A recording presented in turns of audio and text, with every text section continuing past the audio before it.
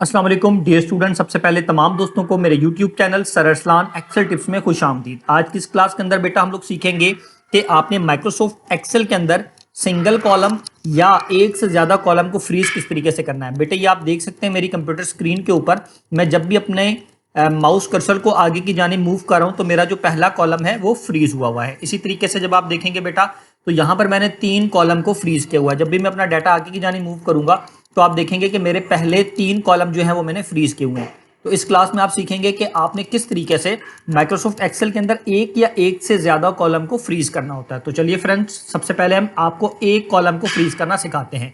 बेटा यहाँ पर ये देख सकते हैं, इस टाइम में आगे की जाने मूव करूंगा तो ये कॉलम मेरा फ्रीज नहीं है।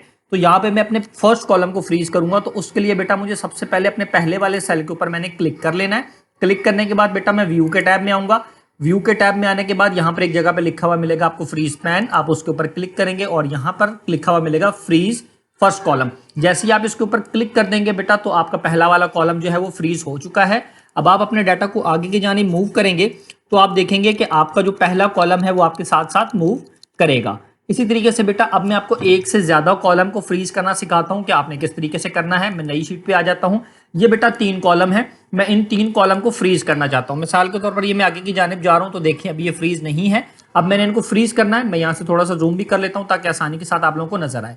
अब बेटा जब भी मैंने 3 कॉलम को फ्रीज करना है बेटे तो मैं यहां पर कर्सर रखूंगा, यहां पर टॉप पे देखें 1, 2 और 3, इन 3 को मैंने फ्रीज करना है। तो इससे नेक्स्ट वाले कॉलम के टॉप वाले सेल के ऊपर मैं क्या करूंगा बेटे, मैं यहां पर इस पर कर्सर रखूंगा।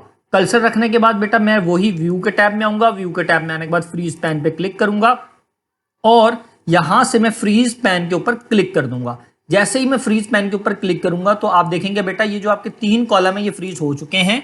अब मैं आगे की जानी मूव करूंगा तो ये देखेंगे, अब मैं आगे की जानी मूव करूंगा तो ये मेरे 3 कॉलम फ्रीज हो चुके हैं।